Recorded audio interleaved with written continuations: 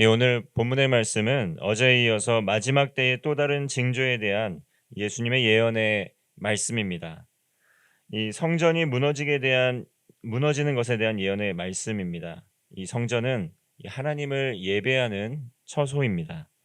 이스라엘 사람들에게 이 성전이 파괴가 된다는 것은 멸망과 종말의 때를 의미하는 것이었습니다. 14절의 말씀입니다.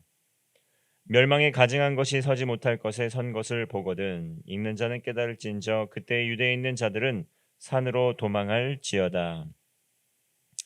이 14절 말씀에서 AD 70년이 되어 성전이 파괴될 때 어떻게 해야 하는지 말씀을 대처 말씀을 하고 있습니다. 이 멸망에 가증한 것이 서지 못할 것에 선 것을 보거든 어, 읽는 사람들, 이 말씀을 듣는 사람들은 모두 산으로 대피하고 도망가야 된다는 것입니다. 이 직전의 13절 말씀까지는 인내하고 끝까지 참고 견디는 사람은 구원을 받을 것이다, 이렇게 이야기하고 있다면 오늘 본문은 그 징조의 때에는 빠르게 도망쳐야 된다라는 것을 알려주고 있습니다. 15절과 16절의 말씀은 그 징조가 나타난다면 그때 그날은 대환난의 날이 될 것이기 때문에 돌아보거나 집에서 그 어떤 물건을 챙길 틈도 없이 즉각적으로 도망가야 한다, 이렇게 말씀을 하고 있습니다.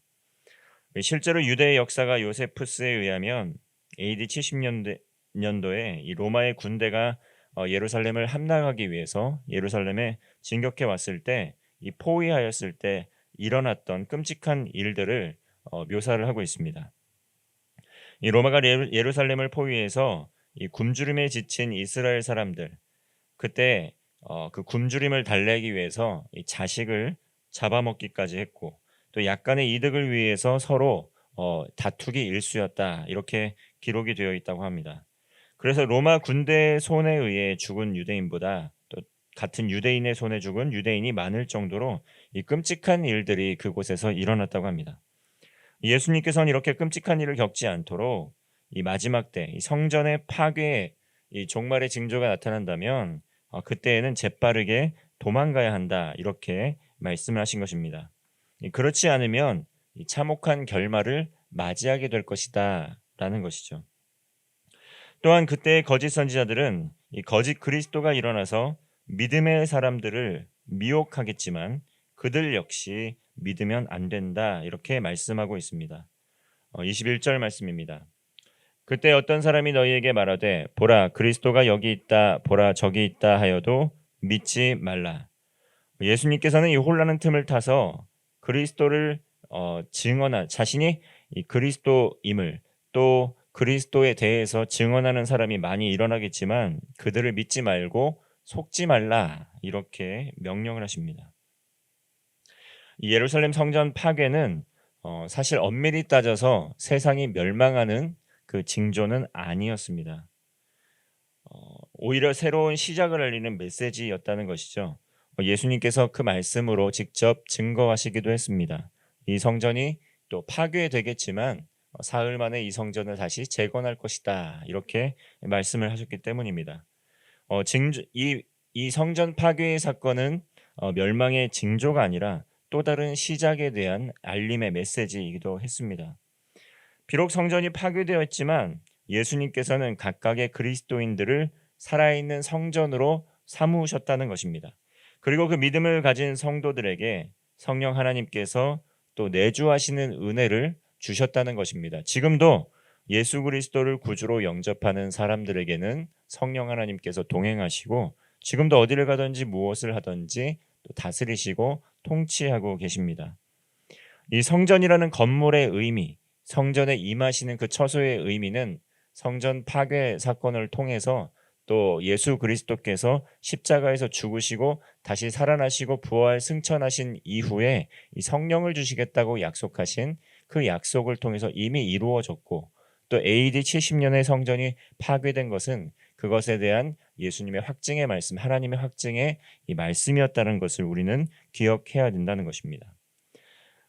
오늘날 성령 하나님께서 함께 하십니다. 그러므로 엄밀히 따져서 우리가 예배하는 이 예배의 처소를 우리는 성전이라고 부르지만 엄밀히 따져서는 이 과거에 이 신약 시대에 파괴되었던 그 성전의 의미라기보다는 믿음의 성도들이 모여서 함께 예배하는 예배당이라는 표현이 더 정확하다 이렇게 말씀을 하기도 합니다. 그러나 우리의 신앙적 차원에서 하나님이 임재하시는 곳, 또 하나님이 거하시는 곳에서 거룩한 하나님의 백성들이 모여서 예배를 하게 될 때 그 마음의 자세와 태도를 또 우리가 또 가다듬기 위해서 이 성전이라는 의미를 부각하고 또 함께 예배하고 있는 것입니다. 그러므로 성전에만 하나님께서 임하시는 것이 아니라 이제는 우리 각각의 그리스도인들이 하나님의 성전이 되어서 어디에 있든지 무엇을 하든지 그곳에서 삶의 예배자로서 하나님과 동행하며 살아가고 있는 것입니다.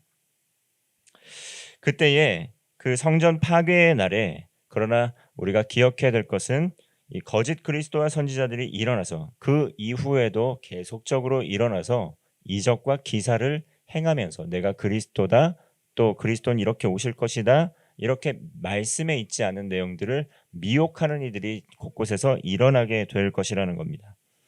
22절 말씀을 보면 거짓 그리스도들과 거짓 선지자들이 일어나서 이적과 기사를 행하여 할 수만 있다면 택하신 자들을 미혹하려 하리라. 성전이 파괴된 것은 종말의 징조였지만 그렇다고 해서 이 종말의 때가 바로 임한 것이 아니라 그때와 시기는 알 수 없다고 예수님께서 말씀하셨습니다. 이 땅을 살아가는 우리들도 어느 때에 하나님의 아들 예수 그리스도께서 가신 그대로 다시 재림하게 되실지 알 수 없습니다. 그러나 그때를 알 수 있다고 주장을 하고 또 그때가 또 임박했다고 하면서 어떤 특정한 날짜를 지정을 하고 또 삶에 어려움을 주는 이단들이 곳곳에서 등장해 왔습니다. 과거에도 그랬고 또 오늘날에도 그러한 세력들이 있다는 것이죠. 그리고 또 어떻습니까? 그들 역시 이적과 기사를 행할 수도 있다 이렇게 말씀하고 있는 것입니다. 그러므로 치유와 회복의 역사가 일어난다고 해서 곧 그것이 그리스도의 징표를 나타내는 것은 아니라는 것을 우리는 기억해야 합니다. 하나님께서 또 예수님을 통해서 치유와 또 회복, 그 이적의 역사들을 행하였지만 그것이 그리스도 됨을 나타내는 온전한 증거는 아니었다는 것을 우리는 기억해야 됩니다. 말씀에 근거해서 치유와 회복의 역사를 이뤄내셨고 그리고 말씀에 근거해서 그 말씀대로 하나님께서 그 뜻을 이루어가며 성취하셨는데 이 말씀에 배치되고 말씀에 있지 않은 내용들을 계속 주장하거나 또 그것을 갱신하게 될 때 우리는 그것을 굉장히 큰 어려움을 줄 수 있다는 것이죠. 그러므로 이적과 기사가 하나님을 섬기는 근거가 될 수 없다라는 것을 우리는 기억해야 됩니다. 거짓 그리스도인들, 거짓 그리스도들, 또 거짓 선지자들도 때로는 치유와 회복의 역사들을 행할 때가 있다는 것 우리 기억해야 됩니다. 수많은 우리 주변에서 역사하고 있는 지금 있는 그 이단의 그러한 발흥과 또 이단의 확장 역사를 한번 살펴보면 그곳에서도 정말 놀랍게도 사람들이 병 고침을 얻고 실제로 거듭났다라고 경험을 했던 많은 간증자들이 있다라는 것을 우리는 볼 수가 있습니다. 실제로 병이 낫기도 하고 또 실제로 어떤 문제들이 해결되기도 했다는 것이죠. 그런데 어떻습니까?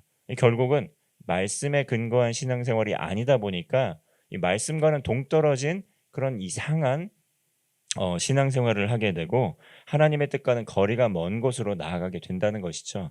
그러므로 우리는 이 겉으로 드러나는 그러한 이적과 기사에 집중하기보다는 이것이 어떠한 근거 가운데서 일어나고 있는지 나아가는 그런 말씀의 방향성, 곧 말씀의 분별력을 지니는 것이 얼마나 중요한지 우리는 기억해야 된다는 것입니다. 이 말씀의 내용과는 다른데 치유가 일어나고 회복이 일어난다고 해서 그것을 맹목적으로 따라가는 것은 우리의 신앙에 굉장히 큰 어려움을 준다는 것입니다.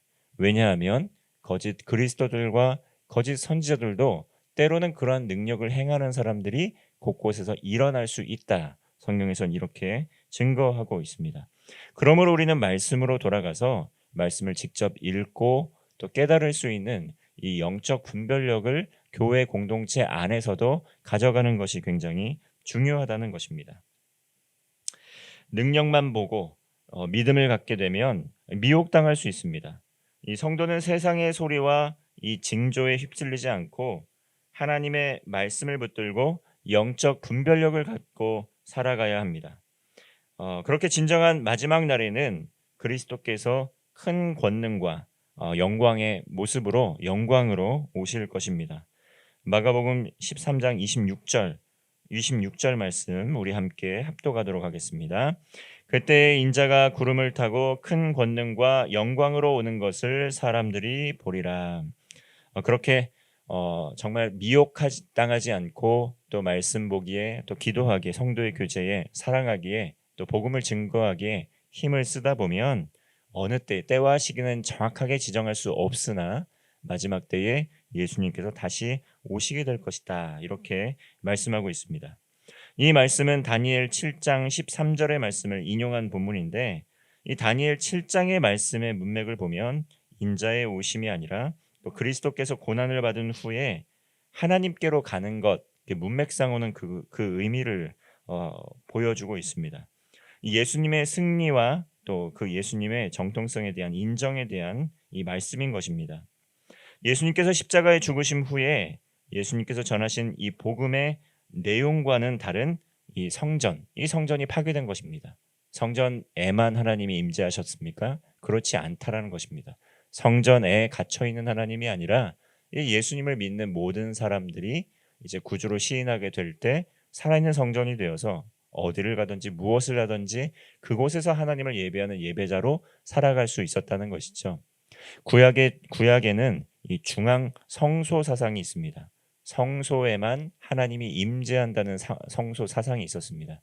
그러나 예수님의 오심 이후에는 이 성소에 예루살렘에만 하나님의 임재가 있는 것이 아니라 그리스도인이 있는 곳, 그 세계 곳곳 하나님의 그 자녀들이 있는 곳, 그곳이 삶의 예배 처소가 되고 하나님의 임재 처소가 된다라고 하는 이 하나님 나라의 확장이 이루어졌다라는 것이죠.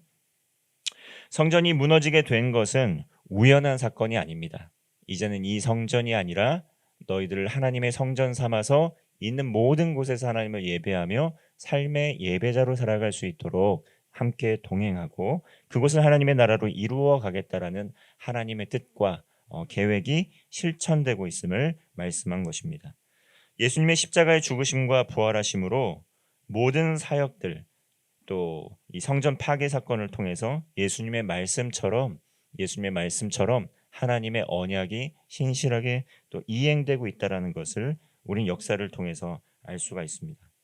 예수 그리스도의 십자가의 죽음과 부활 또 승천 이후의 파괴 사건 이것은 모두 예수님께서 행하신 모든 일이 하나님의 뜻과 계획대로 이루어지고 있다는 것을 오히려 확증하는 것이지 종말의 때가 되었고 이제 우리는 어떤 것도 붙들 수 없고 두려움 가운데 또 절망 가운데 살아가야 된다는 것을 의미하는 것이 아니라는 것이죠. 27절 말씀입니다. 또 그때 그가 천사들을 보내어 자기가 택하신 자들을 땅 끝으로부터 하늘 끝까지 사방에서 모으리라.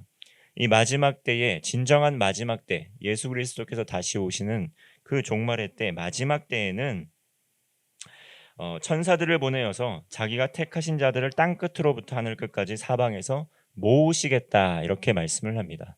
여러분 예수님이 다시 오신다는 것은 믿지 않는 사람들에게는 심판의 때입니다. 두려워해야 될 때이고 또 공포에 휩쓸리는 때입니다. 왜냐하면 예수님을 믿지 않음으로 말미암아 또 심판을 당하게 되고 징계를 받기 때문입니다. 그러나 믿음의 사람들에게는 이 때가 어떤 때입니까? 영광스러운 모습으로 오신 예수 그리스도를 또 맞이하게 되는 때이고 또 진정으로 구원이 완성이 되고 하나님의 나라가 완성되는 날이라는 것이죠. 이 성전 파괴 사건을 통해서 또 예루살렘의 또 함락을 통해서 더 많은 이들이 세계 곳곳으로 디아스포라가 되어서 이 복음을 들고 흩어지게 됩니다. 그리고 오늘날까지 복음을 전파하면서 생명력 있게 아직까지도 복음이 증거되고 있습니다. 예수님의 말씀 이후에 이 진정한 종말, 세계의 멸망은 아직까지도 지연되고 있습니다. 그렇다고 해서 종말이 오지 않을 것이다 라고 하는 것은 잘못된 생각입니다. 때와 시기는 없지만 예수님이 다시 오시고 세상의 끝날은 분명히 있을 것입니다. 그러나 그때까지 믿음의 사람들이 가져야 될 마음, 그 심령, 그것은 무엇입니까? 끝까지 믿음 안에 거하면서 어느 곳에 있든지 무엇을 하든지 성령 하나님 의지하면서 복음을 증거하는 삶을 살아가는 것입니다. 이단의 꾀임에 빠지지 않고 늘 깨어 있고 사단의 속삭임에 또 우리가 흔들리지 않고 늘 말씀과 기도에 힘쓰는 가운데 주님 닮아가며 하나님의 나라를 이루어 가는 것입니다. 오늘날의 세상에 예수님의 종말의 때와 같은 수많은 징조가 있고 또 여러 가지 우리를 두렵게 하고 또 우리를 공포스럽게 하는 일들이 참 많이 있지만 예수님을 알지 못하는 사람에게 그리스도의 오심은 심판의 날이지만 예수님을 구주로 영접한 그리스도인에게는 영광스러운 부활에 동참하는 천국 잔치의 날입니다. 그러므로 종말의 때, 이 마지막 때를 두려워할 이유가 없다는 것이죠. 흔들리는 세상 속에서 어디를 가든지 무엇을 하든지 이런 바른 말씀의 분별력을 갖기에 힘을 쓰고 또 모이기에 힘쓰고 믿음과 확신으로 복음을 증거하며 하나님을 기쁘시게 하는 복된 성도가 되시기를 바랍니다. 기도하겠습니다. 살아계신 하나님 아버지, 오늘도 우리와 함께 동행하여 주심에 감사를 드립니다. 종말과 재난의 징조가 지금도 일어나고 있지만 우리가 처한 삶의 또 현장에서 믿음으로 살아가며 복음을 증거하는 증인으로서의 삶을 살아가게 하여 주옵소서. 오늘도 살아계신 하나님과 동행하며 믿음으로 승리하는 복된 성도의 삶 되게 하여 주옵소서. 예수님의 이름으로 기도하옵나이다. 아멘.